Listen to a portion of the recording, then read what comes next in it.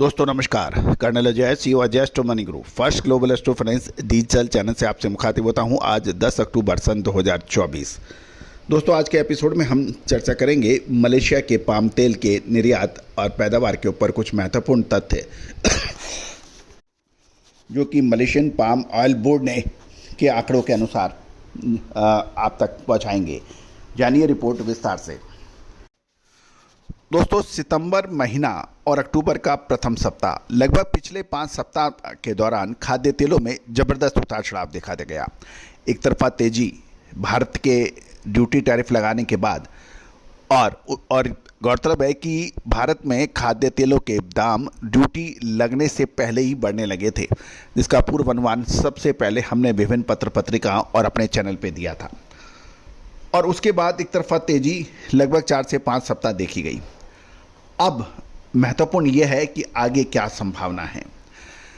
प्रमुख विशेषज्ञ त्योहारी डिमांड, फेस्टिवल डिमांड की बात कर रहे हैं। नवंबर महीना शादियों का, इन सब के ऊपर यह सकारात्मक रुख विशेषज्ञ कहते हैं।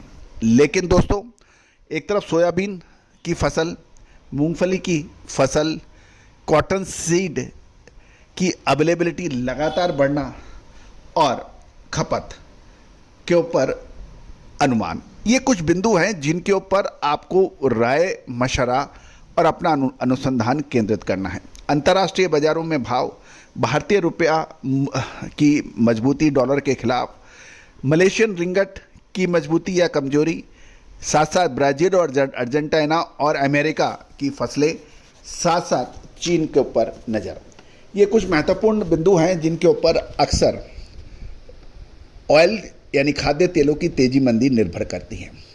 लेकिन इससे भी ऊपर जो पॉइंट काम करता है वो है भारतीय अनुसंधान पद्धति, जो फंडामेंटल एनालिसिस और भारतीय अनुसंधान पद्धति का जब अद्भुत संगम होता है तो वो आपको ज़बरदस्त नतीजे आपके सामने आते हैं।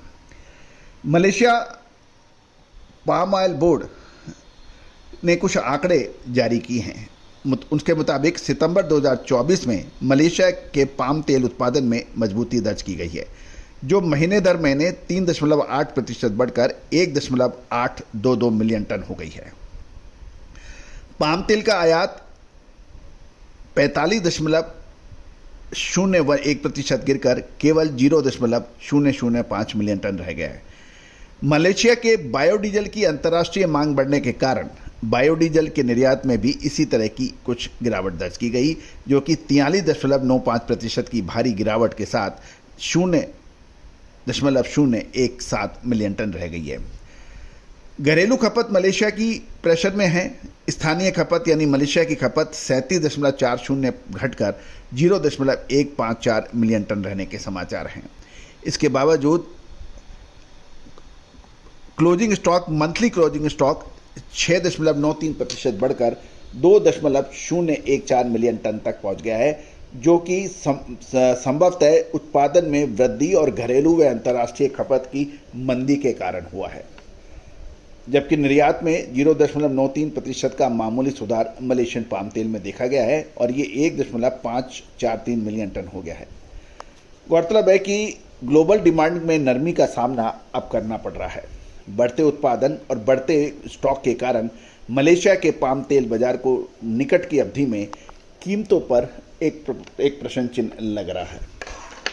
दोस्तों साथ तेल और सोया तेल के बीच में डिस्पैरिटी, सूरजमुखी तेल के भाव कंपैरेटिवली लोअर होना, साथ साथ सोयाबीन और सरसों के दामों में पिछले 5 सप्ताह में तेजी, ये कुछ ऐसे विचारणीय बिंदु हैं जो आपको निर्णायक मोड़ पर पहुंचने के लिए मददगार साबित होते हैं। दोस्तों हम हर सूचना आप तक साझा करते हैं, साथ साथ कुछ शो के अंदर विश्लेषण भी देते हैं, एंड रिजल्ट भी देते हैं, लेकिन हर शो में हमेशा रिजल्ट देना संभव नहीं है। इसके लिए आपको विशेष रिसर्च रिपोर्ट साझा करनी पड़ेगी, जो कि सहयोग राशि अदा करने पर आपके पास उपलब्ध होगी। दोस्तों आपके पास किताब उपलब्ध है, पॉइंट उपलब्ध हैं, स्वयं विश्लेषण कर लीजिए या अपने विशेषज्ञ से विश्लेषण करा लीजिए। एंड रिजल्ट के लिए यदि आप निर्णायक चाहते हैं कि आगे खाद्य तेलों में तेजी या मंदी, इसकी विशेष रिसर्च रिपोर्ट के लिए जो क्लियर आपको कहती है कि यहाँ से तेजी की संभावना है या मंदी की, विशेष रिसर्च रिपोर्ट के लिए संपर्क कर सकते हैं, नंबर स्क्रीन पे है।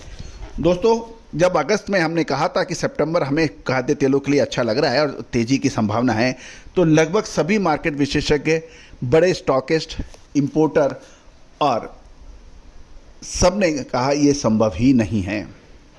लेकिन जब संभव हुआ तो चारों तरफ अफरा तफरी मच गई।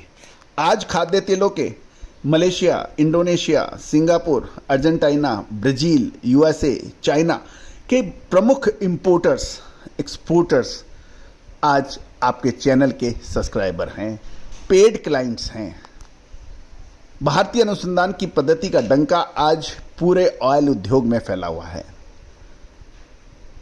क्योंकि अग्रिम अनुमान विश्लेषण सिर्फ और सिर्फ भारतीय अनुसंधान पद्धति सटीकता से देने में सक्षम है।